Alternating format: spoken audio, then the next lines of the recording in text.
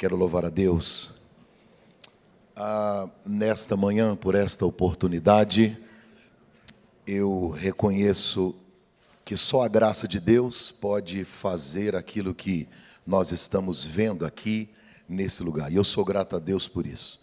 Quero louvar a Deus pela vida do pastor presidente, pastor Nilton Santos. Eu não tenho assim muitas palavras bonitas para lhe dizer, presidente, mas eu quero lhe dizer muito obrigado. Eu tenho no meu coração o sentimento e o reconhecimento de que uma oportunidade como esta, que o pastor Nilton me deu, pode mudar o destino do meu ministério. E eu entendo a responsabilidade que pesa sobre os meus ombros. Espero ter sido bênção para a sua convenção. Deus abençoe a pastora Regina. Deus abençoe. Eu cumprimentando ela, cumprimento todas as pastoras, as mulheres de Deus abnegadas que aqui estão. Que o Eterno alcance esta família com graça, com prosperidade, com saúde e muita paz. Pastor Sérgio Melfior, pastor Ezequiel Montanha, homens de Deus que me receberam de maneira muito especial e com muito carinho. Pastor e cantor Sandro Guedes, nosso amigo. Deus abençoe o pastor Jamir Brito por ter cuidado da nossa logística, me cuidou com tanto carinho. Deus abençoe. Pastor Leidir, cadê o pastor Leidir? Está ali? Deus abençoe. Fui muito edificado através da sua vida, pastor. Obrigado, viu? É muito bom lhe ouvir, ter a sua amizade e o seu carinho. Pastor Leidiel, cadê o pastor Leidiel? Está aí? Está lá atrás. Deus abençoe. A última vez que estive em Blumenau, foi ele que me recebeu com muito carinho. Muito obrigado. Queridos, aqui na convenção, eu tenho um irmão, um amigo, que eu não poderia deixar de citá-lo. Ele é pastor presidente hoje em Rio do Sul, pastor José Ferreira. Cadê meu irmão? Está ali.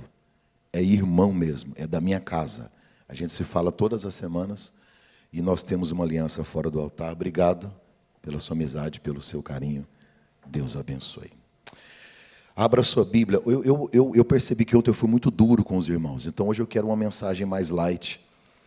Atos dos Apóstolos, capítulo 5, Ananias e Safira.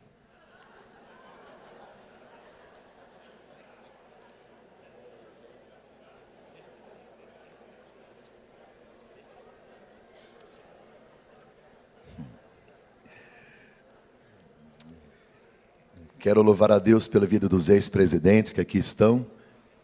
Cada palavra deles, cada gesto, cada atitude nos ensina. E eu quero sair daqui edificado. Edificado. Muito obrigado àqueles que compraram os meus materiais. Ainda tem alguns materiais ali embaixo, os livros pequenininhos, ó. Um é 15, 4 por 50. Os livros médios, um custa 30, 2 por 50. É uma maneira que você tem de me ajudar a alimentar a minha família. Nós somos missionários ali em Londres. Eu não tenho salário da igreja. A igreja me ajuda no aluguel, mas eu não tenho salário da igreja, então eu dependo dos meus materiais para poder alimentar a minha família. Atos capítulo 5, Ananias e Safira. Não sei por que vocês riram.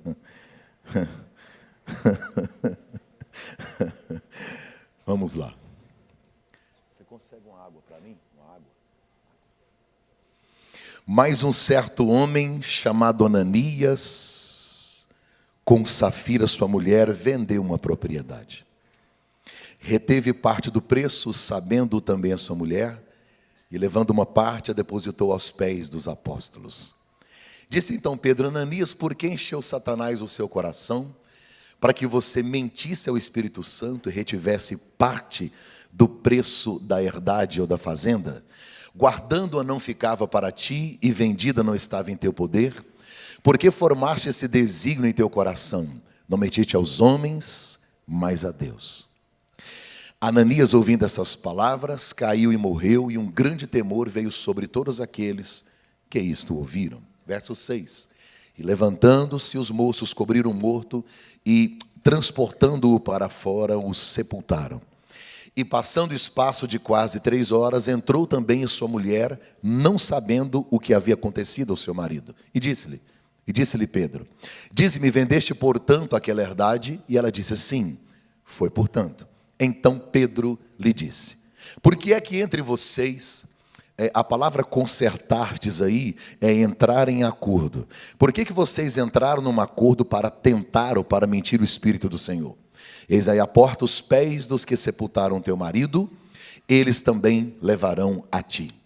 Logo caiu aos seus pés e morreu. Entrando os moços, acharam-na morta e levaram para fora e sepultaram junto de seu marido. E o último verso é o verso 11, que diz assim: houve um grande temor em toda a igreja e em todos os que ouviram estas coisas. Esse é um texto que a gente não consegue terminar ele dizendo amém. É muito difícil de dizer amém num texto assim. Redobre a sua atenção. O que mata um casamento?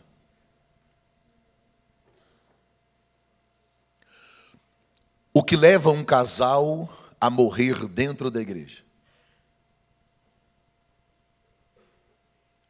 O que faz com que um casal, na era da graça, porque eles não vivem na época de Coré, Datã e Abirão. Eles vivem na dispensação da graça. O que faz um casal que vive na época da maior ou do maior avivamento que já aconteceu no início, na história de toda a igreja. O que faz um casal cujo pastor é Pedro, não sou eu pastor, é Pedro. O que faz um casal cujo pastor é Pedro, congrega numa igreja onde milagres são constantes. Morrer ofertando. Por que casamentos acabam? Por que relacionamentos morrem? Dentro da igreja. Se nós disséssemos fora da igreja, nós teríamos inúmeras razões para a morte dos relacionamentos. Olhando para as pesquisas do IBGE, nós percebemos que no Brasil a segunda causa de divórcio é dinheiro. Dinheiro. Falei sobre isso anteontem. O problema não é possuir dinheiro, é ser possuído por ele. No texto que eu li, a causa não é o valor financeiro, é o valor moral. Mas o dinheiro está envolvido, porque a maneira como eu lido com o meu dinheiro revela muito do meu caráter. Infidelidade também mata casamento. A infidelidade no Brasil é uma epidemia perigosa. E uma triste notícia, eu que sou de Goiás, recebi essa semana de uma pesquisa feita no Brasil, que o estado mais adúltero é Goiás. E pasmem-se, senhoras e senhores, as mulheres estão empatadas com os homens no quesito infidelidade. Por causa da sua independência financeira, por causa do espaço que ela conquistou no mercado de trabalho, por causa dos acessos que ela tem, a facilidade que ela tem de informações, de pessoas, de proximidades.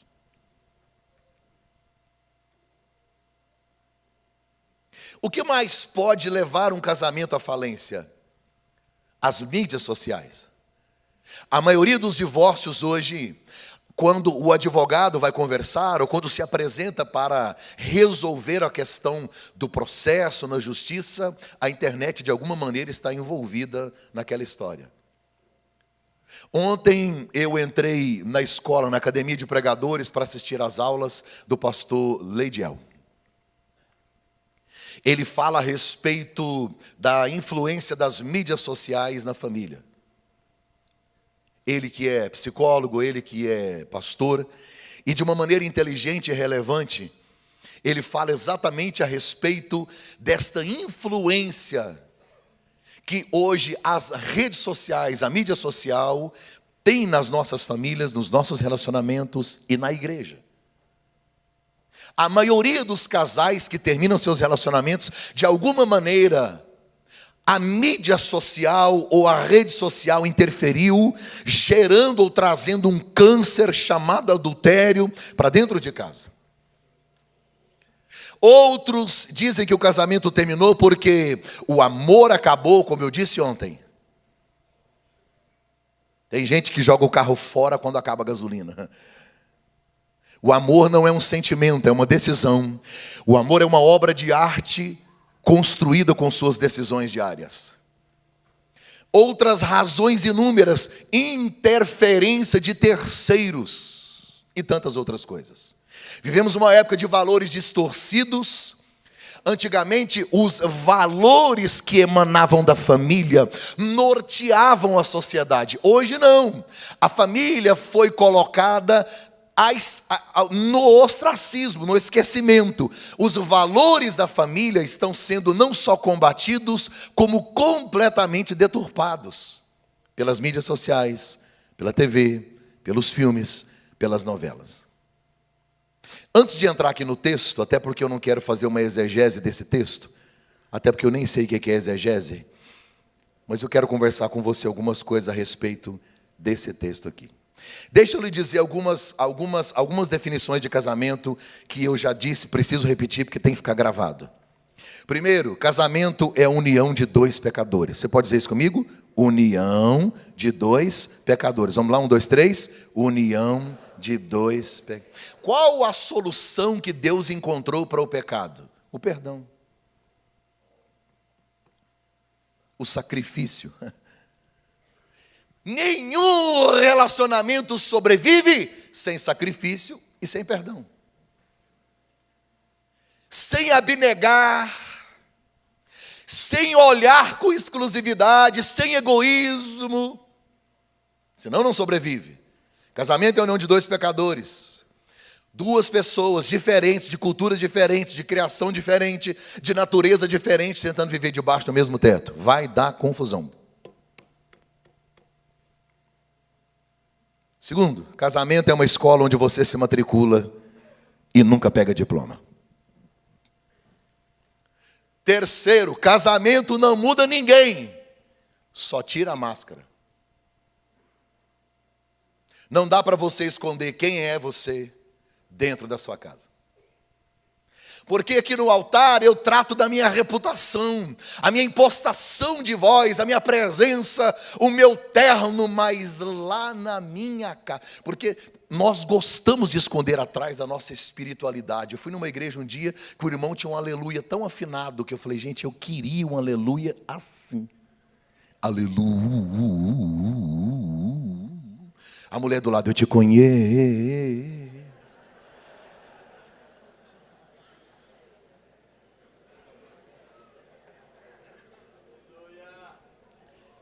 É por isso que nessa convenção estou eu pregando com tanta liberdade. A minha esposa não veio. Fica fácil falar. Casamento não muda ninguém, só tira a máscara. Pastor, se casamento vai dar confusão, se casamento gera realmente esses problemas, qual é o segredo de um casamento de sucesso? Beleza e paciência. Quando tudo estiver bem, beleza. Quando não tiver, paciência. Atos dos Apóstolos é o único livro do Novo Testamento que não termina com a palavra amém. Atos dos Apóstolos é o único livro do Novo Testamento que não termina com a palavra amém. Por quê, pastor? Porque são os atos do Espírito Santo na igreja.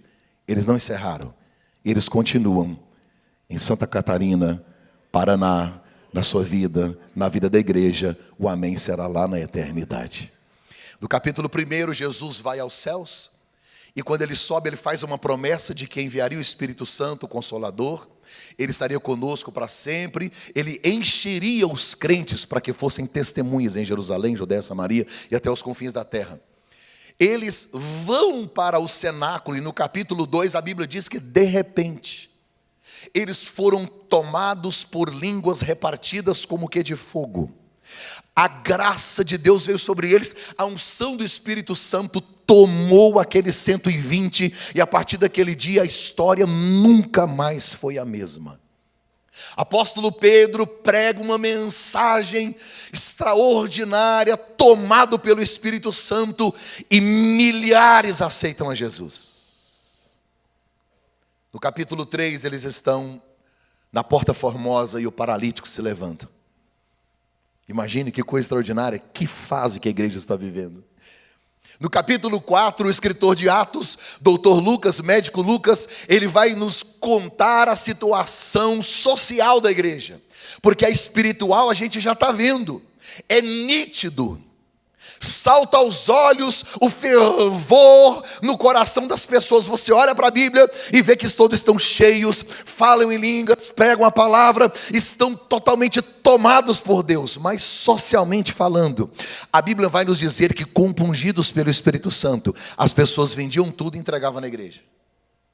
Pedro não mandou. Não é uma ordem apostólica. O pastor da igreja não disse nada. Era algo espiritual. As pessoas, elas estavam tão cheias de Deus que vendiam tudo e entregavam na igreja. Aí no final do capítulo 4, Lucas vai elogiar um homem por nome Barnabé. Barnabé é da tribo de Levi, ele é natural de uma pequena ilha chamada Chipre. E esse Barnabé é um homem extraordinário. Foi ele quem conduziu Paulo até a igreja de Jerusalém. Foi ele quem trouxe João Marcos para viajar com Paulo. Ele viajava com Paulo, um missionário, investiu sua vida, abnegou-se, investiu tudo no reino e na obra de Deus. E no final do capítulo 4, Lucas vai dizer assim: esse Barnabé vendeu tudo e entregou aos pés dos apóstolos. Esse é o clima. Esse é o contexto da igreja. Unção de Deus, Espírito Santo, línguas estranhas, paralítico andando, alma se convertendo, gente entregando tudo. Olha que coisa maravilhosa. Aí entra o capítulo 5 e uma versão diz a primeira palavra do capítulo 5: entretanto. Entre, quer dizer, dentro desse contexto, no meio de tudo isso, um casal resolve fazer a mesma coisa de maneira errada, toma uma decisão em casa e morre na igreja. Bem, existem várias razões para um casamento morrer, eu já citei algumas aqui desde o dia que eu cheguei, mas nesse texto, especificamente, tem algumas. Primeira delas, escute, redobre a sua atenção. Por que Ananias e Safira morreram? Porque não pediram conselho para ninguém. Não se toma uma decisão tão séria sem falar com ninguém. Eles não estão vendendo uma ovelha para comprar um camelo. Não! Venderam tudo! Escute o que a Bíblia diz. Provérbios 11:14, na multidão de conselheiros, não é de conselhos, é de conselheiros, há segurança. Provérbios 15:22, onde não há conselho, fracassa os projetos, mas com os muitos conselheiros há bom êxito. Provérbios 24:6, na multidão de conselheiros está a vitória. Casal, olha para mim, deixa eu te fazer uma pergunta. Com quem você compartilha os segredos do seu casamento?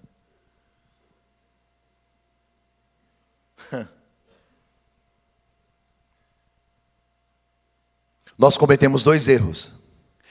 Tem gente que nunca pede ajuda para ninguém, como eles. E tem gente que compartilha com qualquer um. Eu tenho uma palavra nesta manhã primeiro só para as queridas irmãs. Irmã, querida, oi, olha para mim. Eu sei que você precisa compartilhar. Eu sei da sua necessidade em falar. Eu sei que para a senhorita a palavra é uma recompensa. Eu sei que você precisa desabafar. Com quem você anda compartilhando as coisas da sua vida? Pastor, eu tenho uma amiga que ela parece psicóloga. Parece. O nome dela é fofoqueira.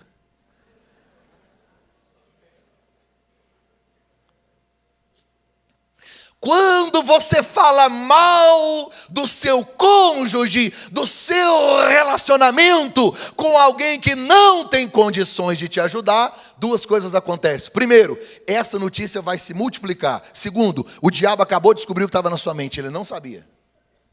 Agora ele já tem estratégia. Com quem você compartilha segredos? Cuidado! Ah, pastor, estou pensando em divorciar. Vou pedir um conselho para a Gretchen. Por que você não fala com o Fábio Júnior? O Fábio Júnior casa tanto que ele não manda convite de casamento, ele manda cartão fidelidade. Você vai pontuando cada casamento. Você está entendendo onde eu quero chegar?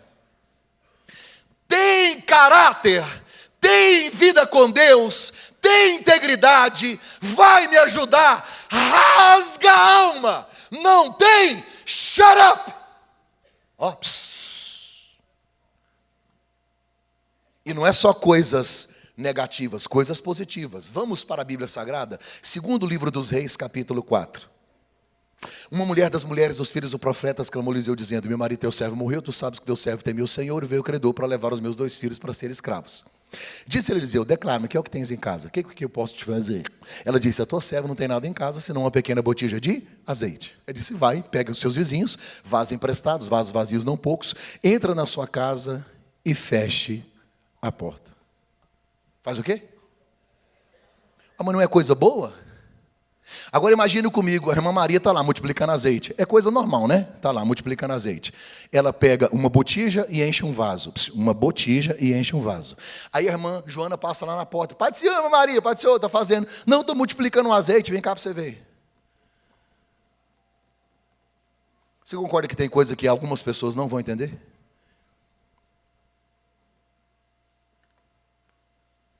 Cuidado com muita exposição. Você está ouvindo, minha irmã?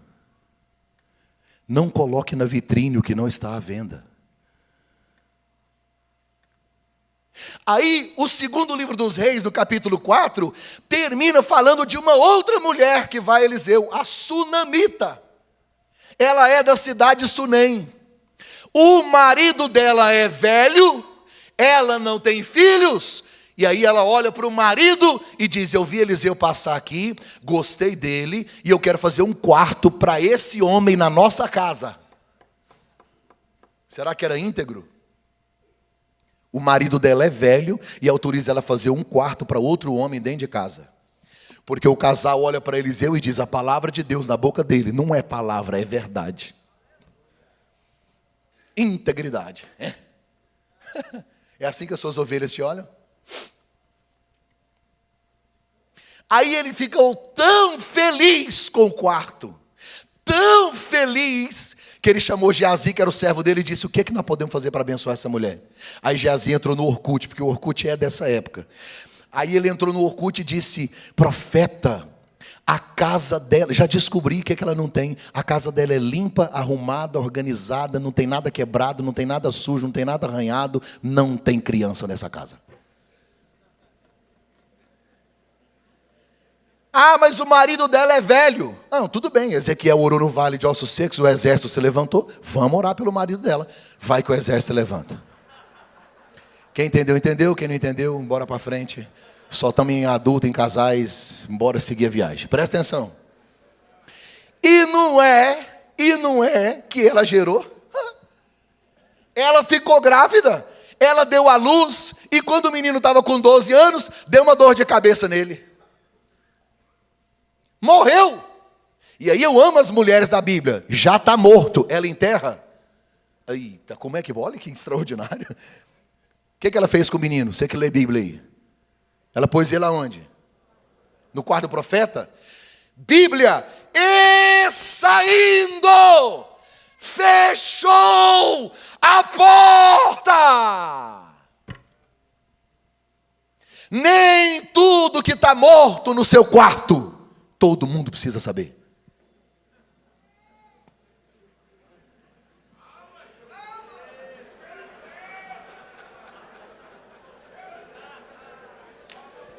Vocês estão rindo porque está viva ou porque está morta?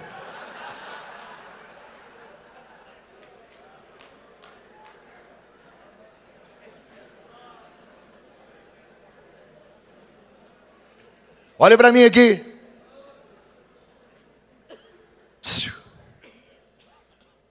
Quem anda entrando na sua casa?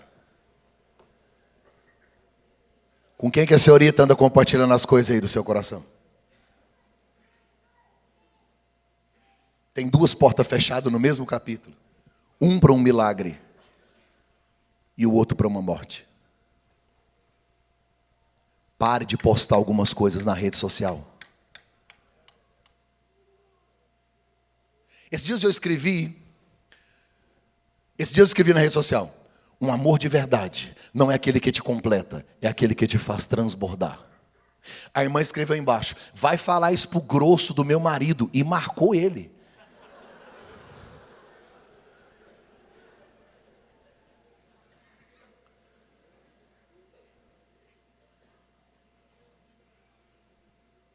Ela fechou a porta e foi atrás de Eliseu. E na Bíblia não há coincidências. Eliseu olha de longe, chama Geazi e disse: vai lá, filho, faz 3 perguntas para ela. Quantas perguntas?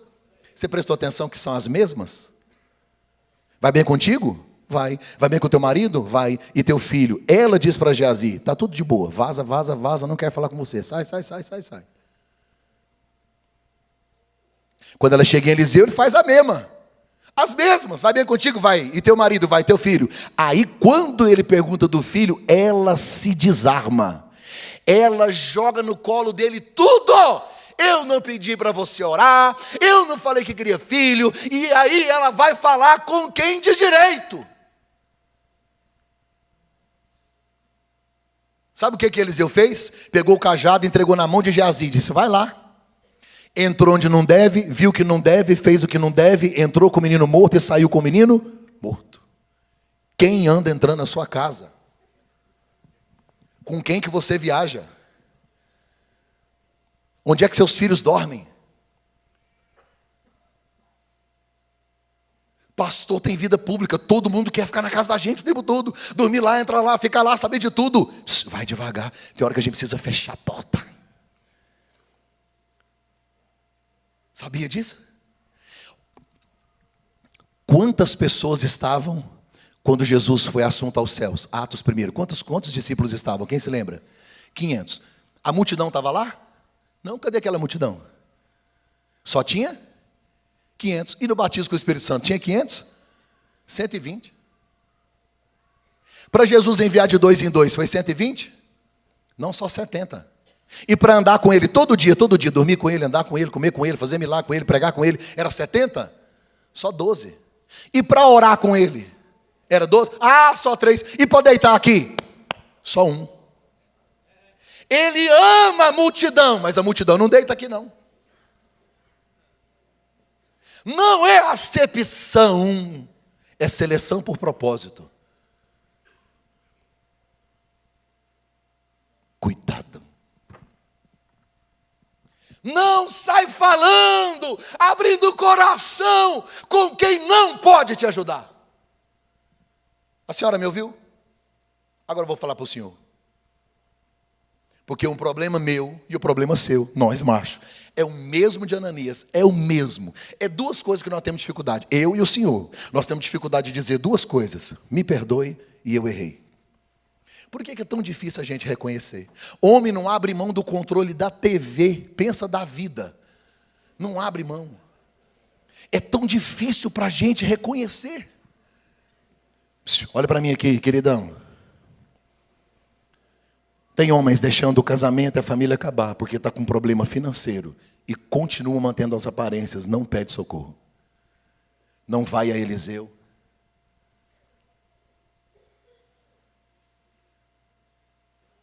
Pastor, o senhor está enchendo linguiça, aqui só tem homem e mulher de Deus. Eu sei, e o bilhete que eu recebi ontem: pastor, me ajuda, meu casamento está acabando.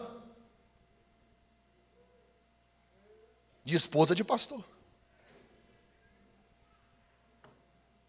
Porque você não é super-homem, você não é Mulher Maravilha, é um homem e uma mulher de carne e osso que precisa de ajuda.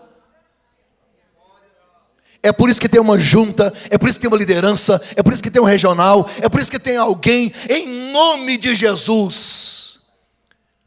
Talvez o senhor está com problema de saúde, problema hormonal, disfunção erétil, ejaculação precoce e deixa o casamento acabar.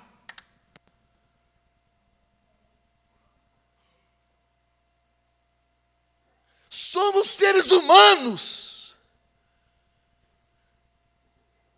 Para que eu resolva qualquer coisa, a primeira coisa que eu tenho que fazer é reconhecer. Mas homem é difícil demais. É muito difícil. Você já viu algum homem que está perdido no trânsito e ele fala assim, perdi, eu não conheço. Ele roda. E a senhora sentada ao lado diz para ele assim, com aquele português correto, a gente estamos perdidos. O que ele te fala? O que ele te fala? Que é isso? Aqui, ó, conheço igual a palma da minha mão. Ah lá, eu conheço aquele prédio. Lógico, passou 6 vezes aqui, ué. Tem que conhecer o prédio mesmo, ué.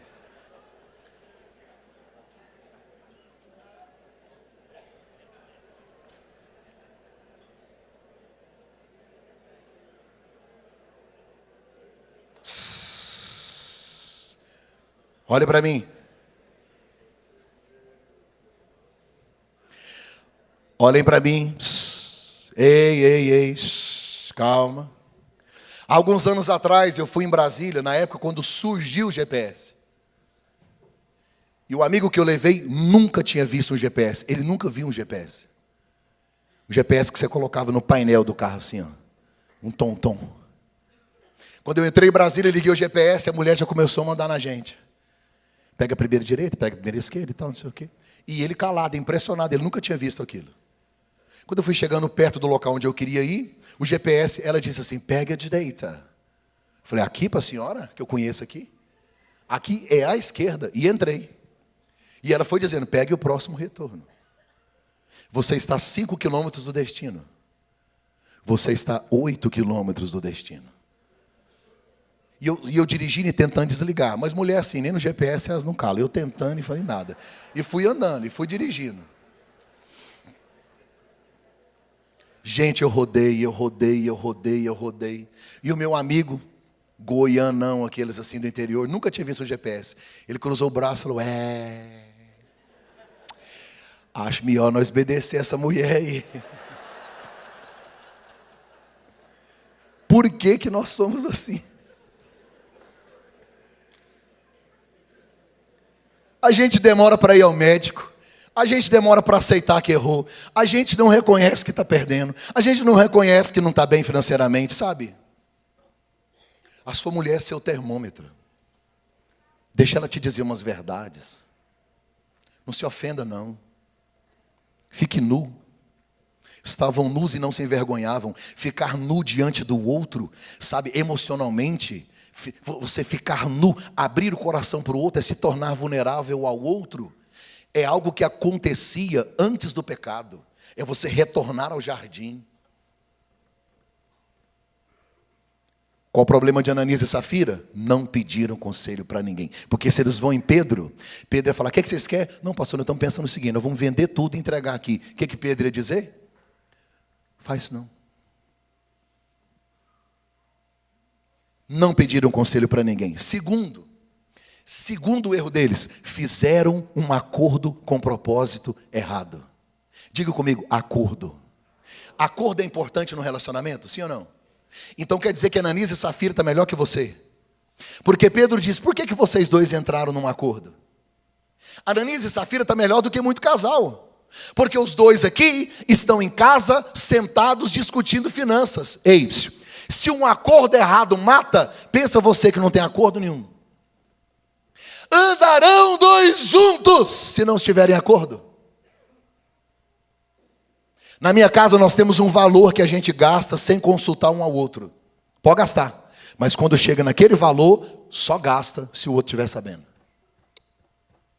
É melhor trabalhar os dois, porque tem melhor paga do seu trabalho. Agora não. Lá em Goiânia eu conheci uma irmã que emprestava dinheiro a juro para o marido. Quem tem uma mulher dessa não precisa de inimigo, é para quê? Ela empresta dinheiro a juro para o marido.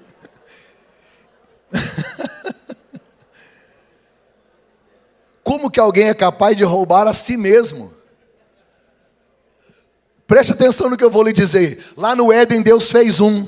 Aí de um Deus fez 2. Aí no casamento Deus pega os 2 e faz. Não tem mais meu, agora é nosso. Não, tem dinheiro, é meu, o dinheiro é nosso. Não, a dívida é sua. Não. Acordo. É impossível andar de mãos dadas em direção contrária. Decisões precisam ser tomadas em acordo. Olho no olho. Porque um tem uma visão diferente do outro. Nossas diferenças não nos tornam inimigos, elas nos completam. Tem gente que muda de cidade, muda de país, e muda, e faz, e toma atitude, e não fala nada com o outro. É uma aliança. É preciso compartilhar, chegar num acordo. Eu não posso atropelar a minha família por causa de uma decisão minha e única. Eu não sou sozinho. Tem gente comigo. Acordo. Andarão dois juntos se não tiver de acordo. É impossível andar de mãos dadas em direção contrária. Impossível. Qual o problema dos dois?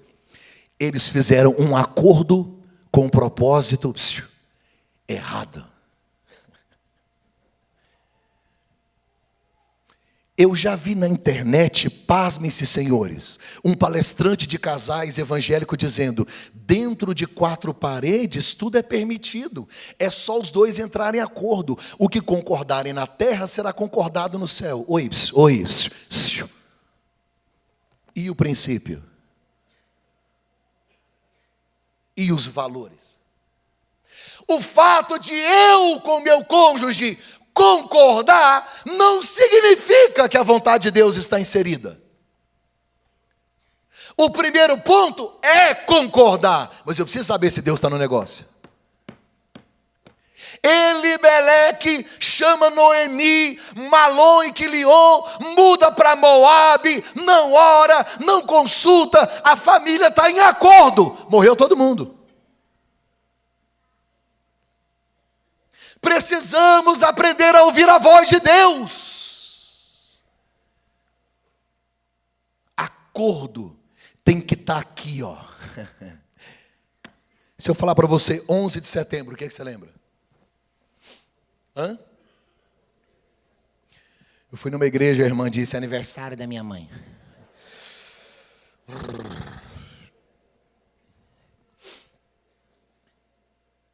Homens com facas de pão derrubaram alguns aviões e 2 deles foram nas Torres Gêmeas.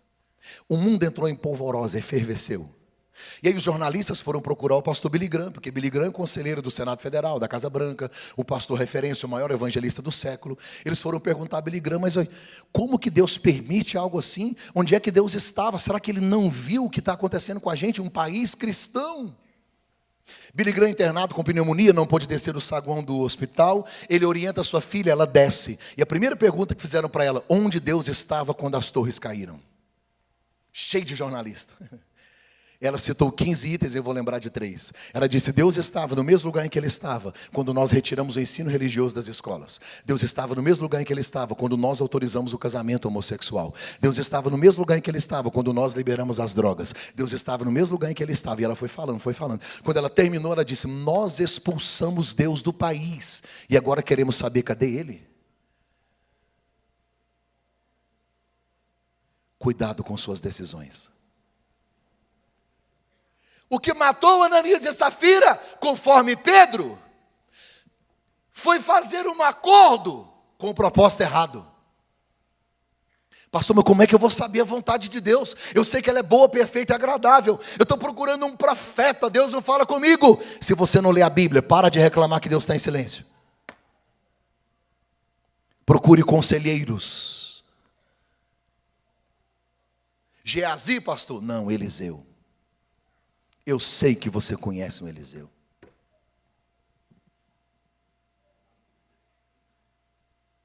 Se eu estou pensando em me divorciar, não vou procurar quem divorciou, vou procurar quem está junto há 50 anos.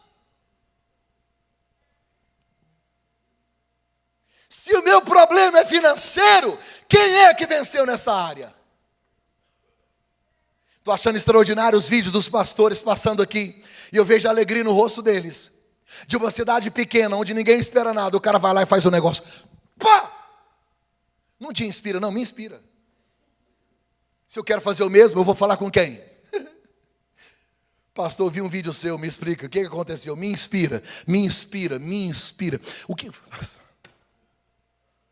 Agora a gente fica dando mais ouvido para a gente que eu não aceito crítica construtiva de quem nunca construiu nada.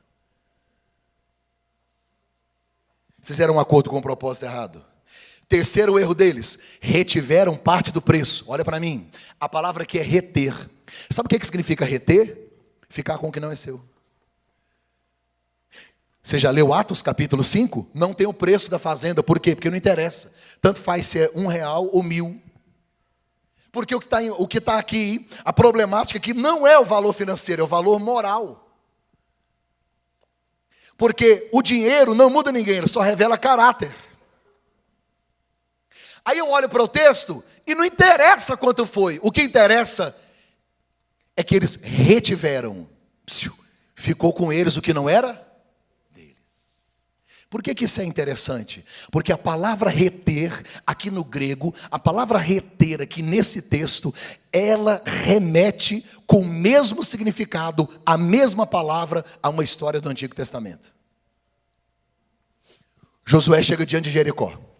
Deram as voltas. A muralha caiu. Não caiu para dentro, porque senão ela continuava alta, porque ela era muito larga. Não caiu para fora, porque senão matava os israelitas. Deus engoliu a muralha. Eles entraram, venceram Jericó. E Deus disse, Jericó é primícias, é minha, ninguém pega, ninguém mexe. Se alguém pegar alguma coisa de Jericó, é anatema. Montaram acampamento depois de Jericó. Todo mundo feliz, uma cidade grande, fortificada, foi vencida. O Senhor dos exércitos foi glorificado. Aí Josué chama os generais, chama todo mundo e diz, bora para frente, bora. Qual a próxima cidade? Ai. Josué manda espias, volta e falou, tadinho, Ai é insignificante. Ai de Ai. Josué, nós vencemos Jericó, Josué. Nem precisa mandar todo o efetivo. Vamos de qualquer jeito, vai dar certo. Perderam. Aí Josué foi orar, porque humanamente, racionalmente não faz sentido você ganhar em Jericó e perder em Ai. Não tem nenhuma lógica nisso. Senhor, o que é? Deus disse, eu falei para não pegar nada. Alguém pegou. Aí a Bíblia diz que tiraram sorte, encontraram a tribo, da tribo a família, da família a casa, e o nome do homem é Acã. Ele pegou 3 itens e guardou dentro de casa, debaixo da tenda. A frase é, e Acã reteve.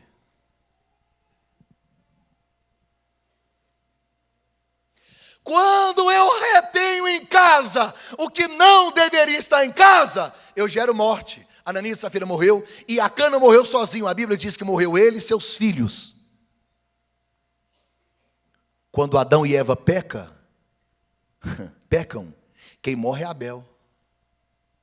Quando Coré, Datã e Abirão pecam, a terra abre e engole os filhos. Quando Amã fez uma forca para Mardoqueu, está na Bíblia, morre ele e seus filhos. Quando Davi peca, quem morre são seus filhos. Quando Elimeleque peca, quem morre são seus filhos. Você está entendendo onde eu quero chegar? Quando os pais pecam, os filhos morrem. O que você faz no quarto gera vida ou morte na vida dos seus filhos. As decisões que você toma, o que você retém. Eu não estou falando só de reter coisas físicas, podem ser emocionais. Deixa eu dizer uma palavra específica para um homem que está aqui dentro. Você está retendo no seu celular o contato de alguém que vai destruir seu ministério e a sua família. Deleta ela daí, queridão. Deleta ela. Não retenha o que Deus disse, joga fora. O que é que eu e você estamos retendo no nosso ministério, na nossa família, coisas que talvez sejam impuras, sejam imundas, não é minha mais, não é meu, não tem que estar comigo. Eu não quero especificar, eu queria que Deus, que o Espírito Santo dissesse ao seu coração: joga fora! Como eu disse no domingo, a intenção da mulher era encontrar a dracma, a intenção de Deus era limpar a casa. Antes que você perca mais, limpa. Acende a luz e joga fora. Porque o erro deles foi reter o preço. Quarto erro. E o quarto erro aqui é de Ananias. Satanás tinha acesso ao coração do sacerdote da casa. Pedro disse: por que Satanás encheu o seu coração, Ananias? Pastor, mas Satanás tem acesso ao coração de crente? Adão e Eva nunca tinham pecado, nem existia pecado, e Satanás conseguiu ter acesso. A gente é que brinca de crente, ele nunca brincou de diabo.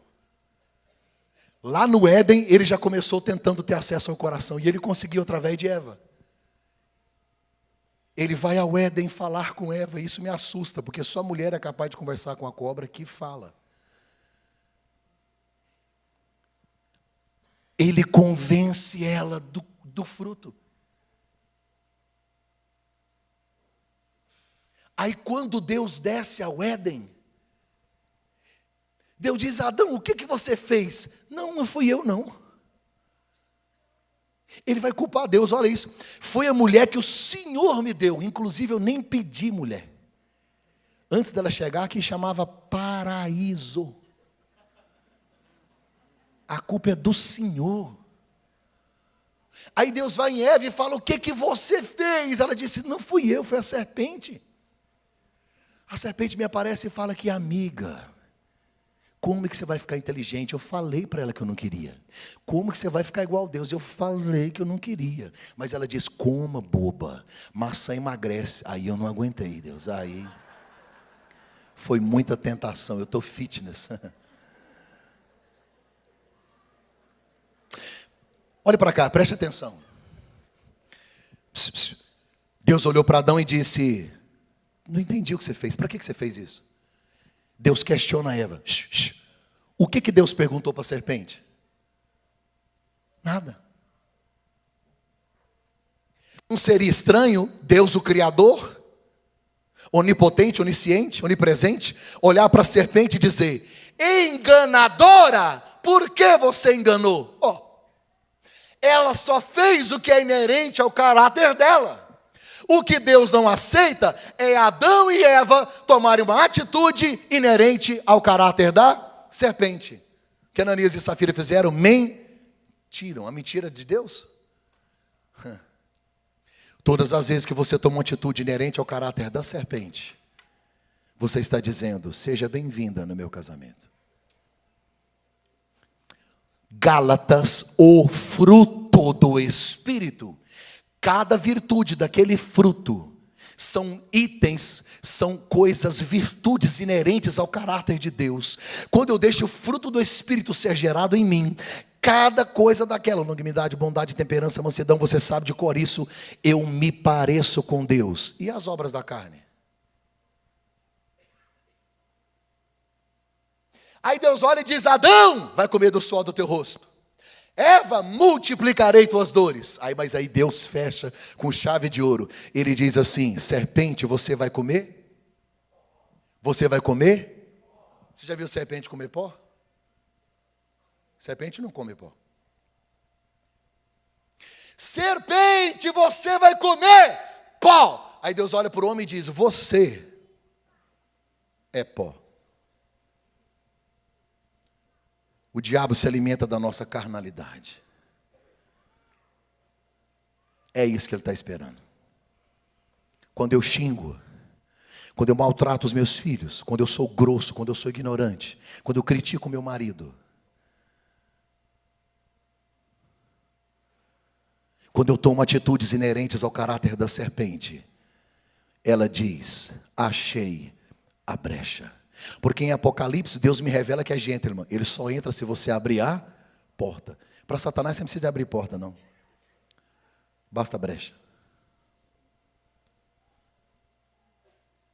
Senhoras e senhores, quando eu abro no meu quarto um site pornográfico, aquela lambança, aquela animalização, aquela bestialização do sexo, não é Deus que entrou na minha casa. Não há neutralidade numa relação sexual. Ou é Deus ou não é. Quando eu minto, quando eu faço caixa 2 na igreja, isso só acontece em Goiás. Quando eu levanto a minha mão para ferir meu cônjuge, quando eu traio, quando eu fico mandando mensagens estranhas no WhatsApp. Porque reputação é o que você posta no Face, caráter é o que você fala no WhatsApp.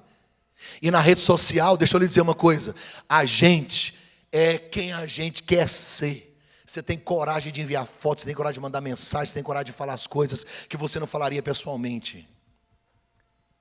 Vou dizer igual eu disse ontem, corre! Deleta, apaga, pede ajuda, pede socorro, faz uma campanha de jejum.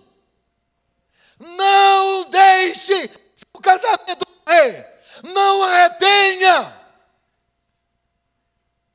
Se o diabo está como urubu em busca de carne podre, faz ele morrer de fome.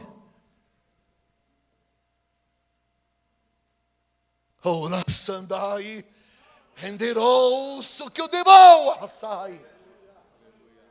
Satanás te acessa o coração de Ananias. Quinto, estou caminhando para o final. Eu vou falar que é no final porque vocês acham que está acabando. Mentiram para o Espírito Santo. Diga comigo, mentiram. Olhe para mim. Lucas disse que as pessoas generosas entregavam tudo. Qual é a ideia que a igreja tem? Qual é a ideia que a igreja tem quando alguém chega lá naquela época e entrega tudo? Esse casal é amoroso, generoso e cheio do... Não é isso? Não era essa a ideia? O que Ananias e Safira pensaram? Se a gente fizer, não interessa quanto.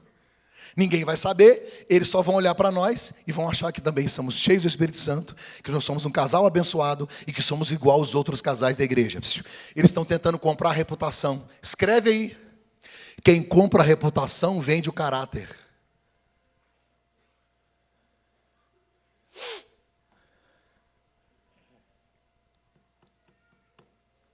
Quem compra a reputação vende caráter. Do que adianta a gente fingir que está bem se não está? Você vai aguentar segurar isso até quando? Esse casamento de mentira.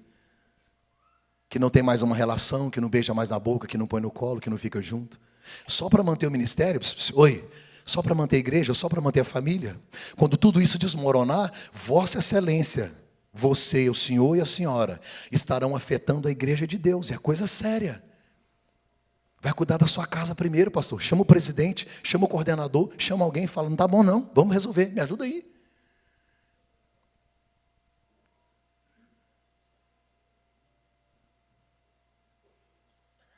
É melhor confessar a tentação do que ter que confessar uma queda. Ei, mentiram. Sabe o que eles queriam? Que todo mundo achasse que era igual. O casal vem dentro do carro, indo para a igreja, uma confusão, uma briga, aquela confusão. De que você vai me chamar na igreja, ô bagaceira? Você não é um troço ruim. Aquela coisa, aquela confusão. A irmã que estava com a escova depressiva, a escova já vira regressiva e vem fazendo maquiagem, o batom vai na testa, aquela confusão. Quando o carro sai, a senhora nem entrou ainda, um pé dentro, tá um pé dentro, um pé fora, um pé... Aquela confusão dentro do carro, vem brigando, os meninos lá atrás, parecendo um ninho de gato. Meu Deus, o inferno. E quando desce na porta da igreja, os irmãos, Pai do Senhor.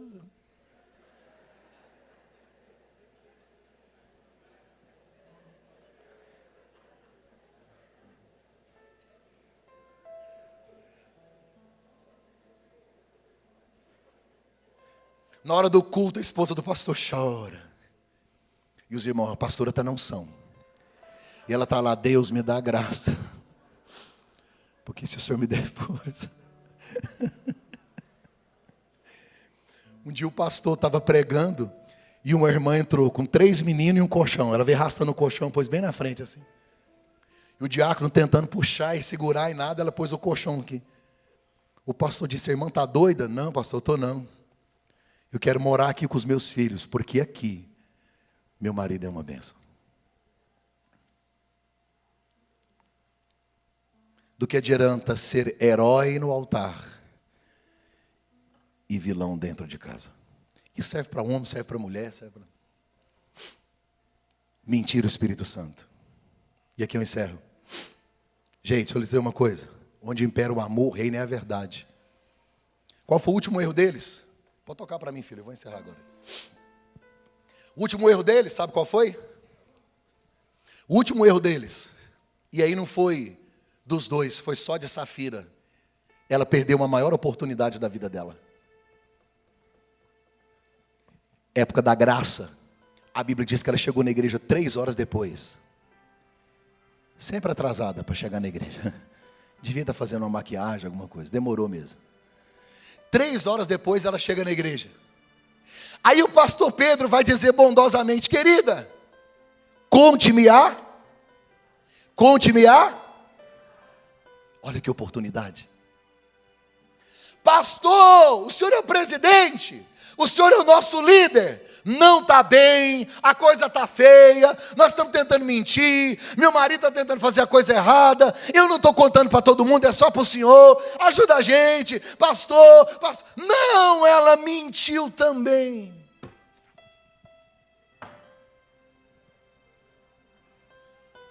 Sabe o que me preocupa?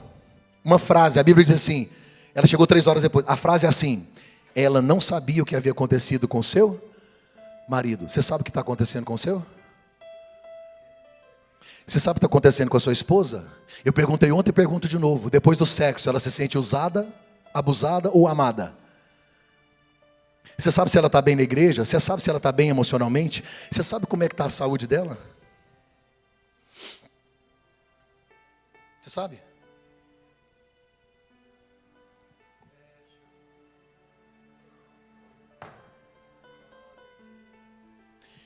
Eu combino com a minha esposa tudo, porque mulher é o seguinte: se ela olhar para a gente, não precisa falar nada. Você já sabe. O casamento vai gerando isso na gente. Um olhar, um gesto, um negócio, a gente já vai aprendendo. Nós precisamos defender um ao outro. Foi o que Adão não fez. É você defender ele, ela porque se você queria só privacidade, você não quer ninguém que te pergunta onde é que você estava, o que você estava fazendo, quem estava conversando. Você não quer não? Então por que você casou? É um defendendo o jardim do outro. Eu combinei com a minha esposa que todas as vezes que a gente fosse... Eu preguei muito para jovens, muito, muito, muito. E aí eu pregava para jovens e eu gosto muito de tirar foto, porque quando ninguém te pede para tirar foto, você fica preocupado. Tipo assim, gente, será que foi tão ruim? E aí eu fui no congresso de jovens e todo mundo queria que tirasse foto. E 2 meninas vieram, mas elas estavam muito assanhadas. Gente, uma pegou num braço, outra pegou no outro, aquele negócio, me puxando, eu não sabia onde pôr o braço. E elas passando o corpo em mim, me segurando, e eu apavorado. Minha mulher lá de longe viu, já está combinado. Lá de longe, ela olhou. E ela veio. Quando ela chegou, olha o que as meninas disseram. Não era celular, é uma maquininha digital. Elas entregaram a máquina para minha esposa e disse: tira uma foto dele com a gente. A minha esposa pegou, pois não. Mais uma para garantir. Eu entrei no carro e fui brigando com ela. Falei: deixa eu te dar um conselho, filha, nós já não combinamos que a gente tem que defender um ao outro? E não é só por mim não. Se elas fazem isso com uma mulher que é barraqueira, pensa na confusão que não ia dar uma confusão na igreja. Elas têm que aprender. Você é mais maduro, você é mais velha, tem que ensinar, tem que falar. Fala: querido, ó, devagar, afasta aí, tá encostando. E eu fui explicando para ela. Falei. Quase chegando em casa: você não vai falar nada? Ela mexeu no cabelo e disse: elas vão me odiar quando descobrir que você não saiu na foto.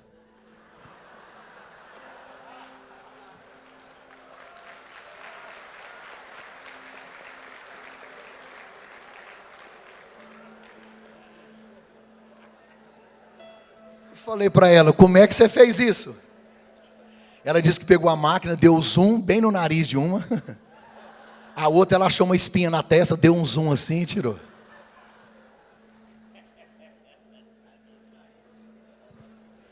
Olha aqui para mim, me dê em 5 minutos. Me dê em 5 minutos. Meu tempo esgotou, me dê em 5 minutos. Olha para mim. Eu me casei há 21 anos atrás. E foi a melhor decisão da minha vida. Prosperei financeiramente, prosperei no ministério. Engordei 26 quilos, foi muito bom. Mas a gente sabe que as mulheres casadas engordam mais que as solteiras. Isso é provado cientificamente. A solteira chega em casa, dá uma olhada no que tem na cama e vai para a geladeira. Algumas casadas chegam em casa, dão uma olhada no que tem na cama e vai para a geladeira. Acho que eu errei, né? A solteira chega em casa, dá uma olhada no que tem na geladeira e vai para a cama. As casadas dão uma olhada no que tem na cama e vai para a geladeira. Eu errei.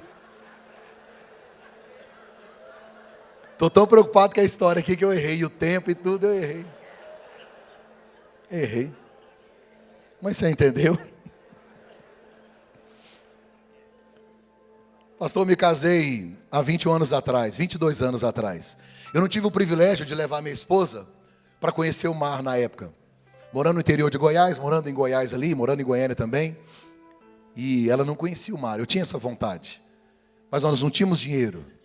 Mas quando nós completamos aí 2 anos, 3 anos de casados, recém-casados, não tínhamos filhos ainda, nós conseguimos juntar um dinheirinho e fomos para a praia. Longe. Aquela viagem longe que você dorme, o ônibus está andando, acorda, o ônibus está andando, dorme, o ônibus está andando, acorda, ele está andando. Quando ele para, você pensa, chegou não, está em Brasília, falta 1000 quilômetros ainda.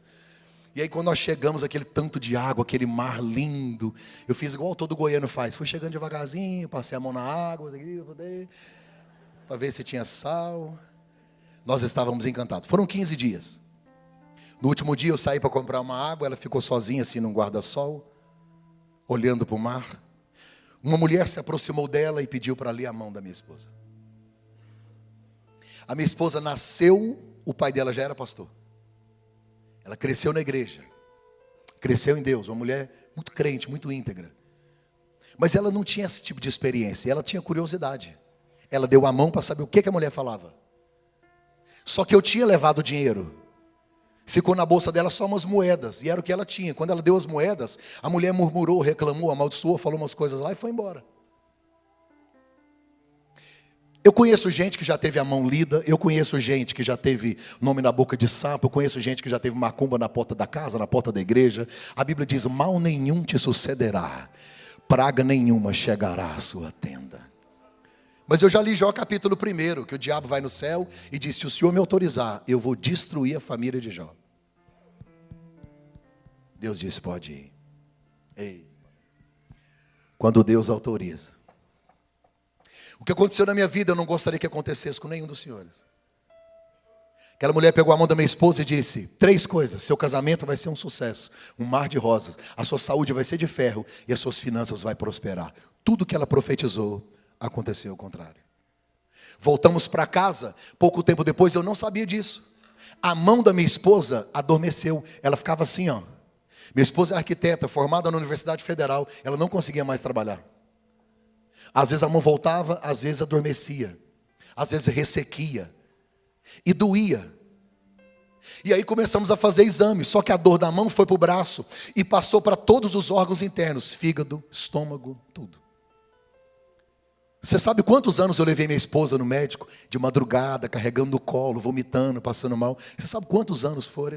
2 anos. Exatos 24 meses. Como ela foi adoecendo fisicamente, ela já não conseguia mais trabalhar, não conseguia cuidar da casa. Nós morávamos de favor num barracãozinho de 3 cômodos. Eu agora lavava o banheiro, limpava a casa, lavava as roupas, porque ela não conseguia mais. E ela foi entristecendo, e como ela estava doente, foi se afastando de mim. Eu queria que você olhasse nos meus olhos para lhe dizer algo. Eu, recém-casado, fiquei meses sem ela tocar em mim. Eu só orava e chorava. Como ela não trabalhava, só eu fazia faculdade de administração de empresas de manhã, fazia seminário de teologia à noite, pregava para casais no final de semana, e à tarde eu trabalhava. Mas eu trabalhava pouco, era o dinheiro dela que ajudava. E agora não tinha mais. A crise financeira chegou na minha casa. Um dia meu pai chegou em casa, abriu a geladeira, ele viu que não tinha nada. Abriu os armários. No final da tarde ele trouxe uma cesta básica. Eu sei que é provisão. Mas eu não esperava por isso. Não foi isso que eu planejei. Eu arrastei aquela cesta para o meu quarto. E eu deitei do lado dela. E eu passei até de madrugada. Eu perguntei a Deus por quê. E Ele me respondeu. Shhh.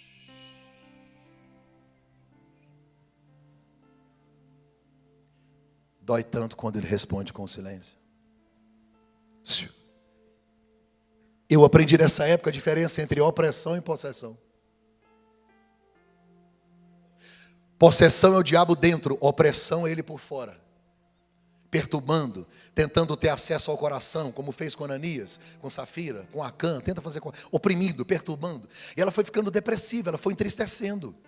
Doente, médico, exame. E sabe o que os médicos diziam? Você não tem nada. O médico não vai conseguir descobrir uma doença que não está no corpo, está na alma. E ela foi piorando tanto que ela tentou tirar a própria vida. Eu tinha que socorrer ela. Eu cheguei a acordar de madrugada, ela com algum objeto na mão para me ferir. Um dia, eu falei para o meu sogro, o senhor me empresta o carro? Porque hoje eu vou pregar numa conferência de família. Eu queria que a Susan fosse comigo, mas de ônibus ela não quer ir. Eu andei em Goiânia e toda a periferia, de ônibus, na garupa de moto, a pé. Quantas vezes eu andei quilômetros debaixo de chuva, com um terno aqui na cabeça e uma Bíblia debaixo do braço, porque eu não havia recebido vale transporte para voltar para casa. Nem uma coxinha, nem um salgado na cantina. Chegava em casa com fome, sem nada no bolso. Não foi uma nem duas vezes. Porque eu nunca pus valor para atender a igreja nenhuma. E como eu andei de graça para todo lado nesse Brasil. E lá nas nossas congregações, as pessoas querem o que você tem, só não quer pagar o preço que você pagou. Fui de carro, ela entrou. Parei na porta da igreja, ela não desceu não. Falei, vamos descer para o culto? Ela disse, eu vou ficar aqui. Ela tinha um sono tão profundo. Quando eu voltei, ela estava dormindo. Falei, irmã, filha. Falei, meu bem, as irmãs ficam perguntando, por que você não entra? O que você tem? Você está doente? Quer uma ajuda? Quer um remédio? Quer alguma coisa? Ela disse, eu nunca sonhei em ter casado com um homem que vive de esmola de igreja. Dentro do meu terno aquele dia, tinha um envelope com R$16 de moeda. Eu só fiquei calado, fui embora, eu só orava e chorava. Mas um dia, quando eu cheguei em casa, ela estava sentada no sofá, toda séria. Ela disse, vai lá no quarto, a mala está em cima da cama. Eu quero que você pegue todas as suas coisas e vá embora dessa casa, porque eu não amo mais você.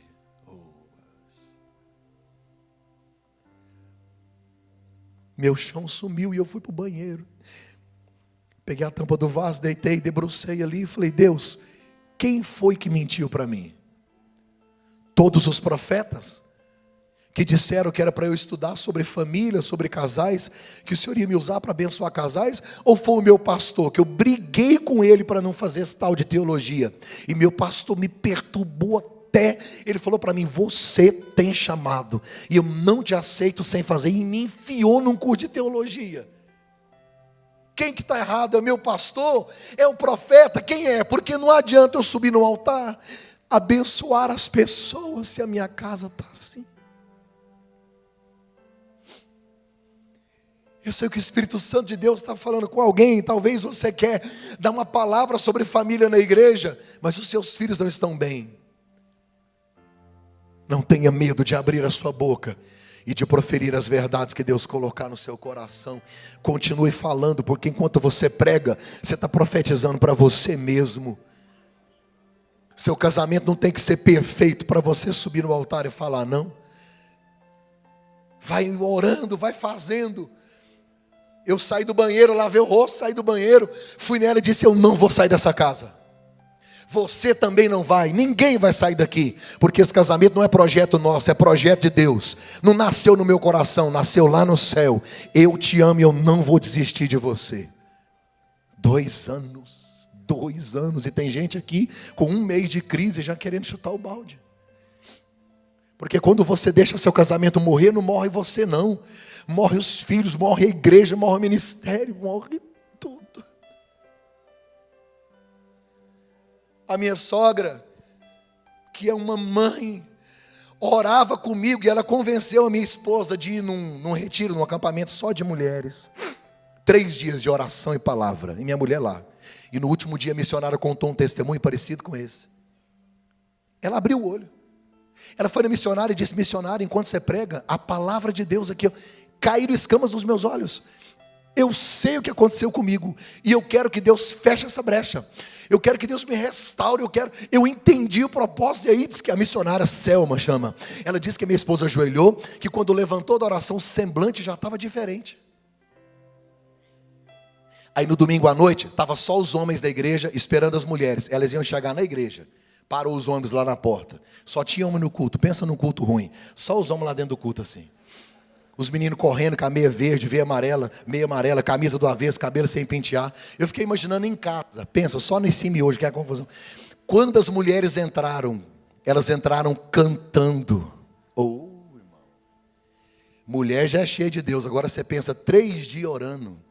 Quando elas entraram cantando, Deus desceu.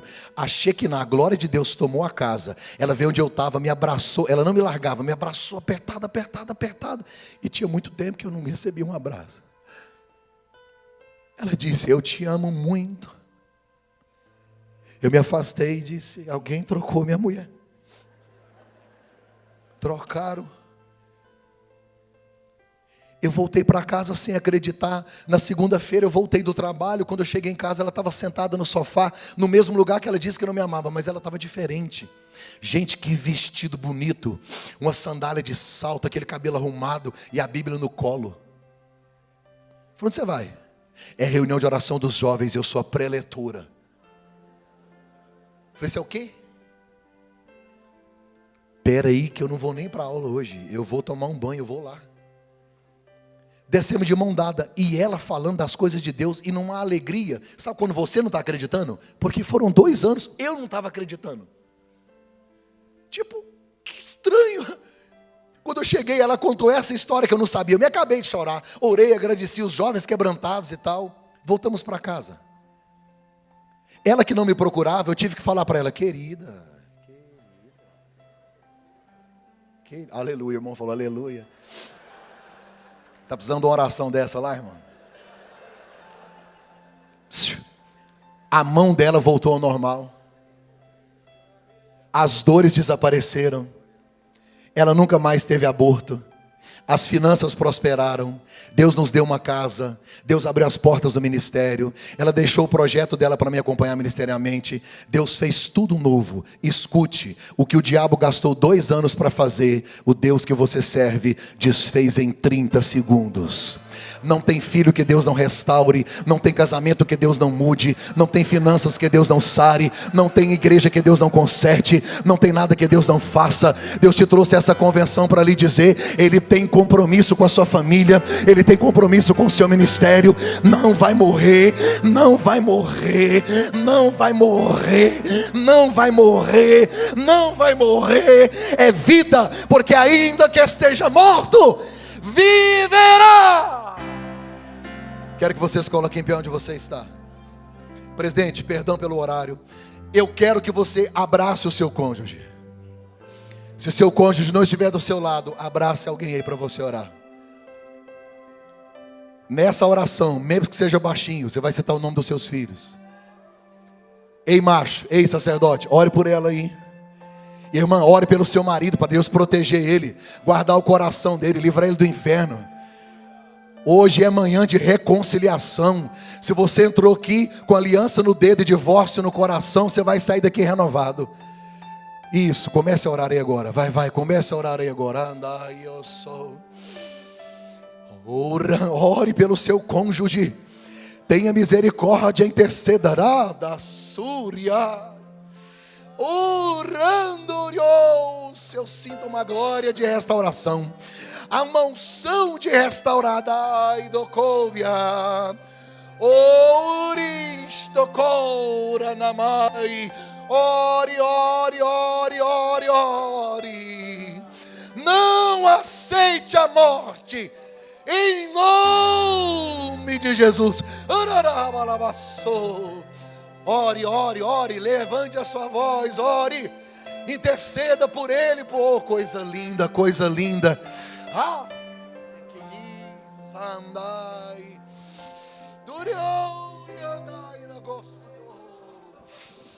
Chore pelo seu casamento, chore pelos seus filhos, chore pelos seus netos, chore pela sua família. O inferno bateu em retirada hoje. Satanás perdeu, perdeu, perdeu. Não desiste de você, Ele se importa com você, Ele compreende seu caminhar. Nunca vi amor tão grande assim. Ele não desiste de você, Ele se importa com você, Ele compreende seu caminhar. Nunca vi amor tão grande assim. Ele não desiste.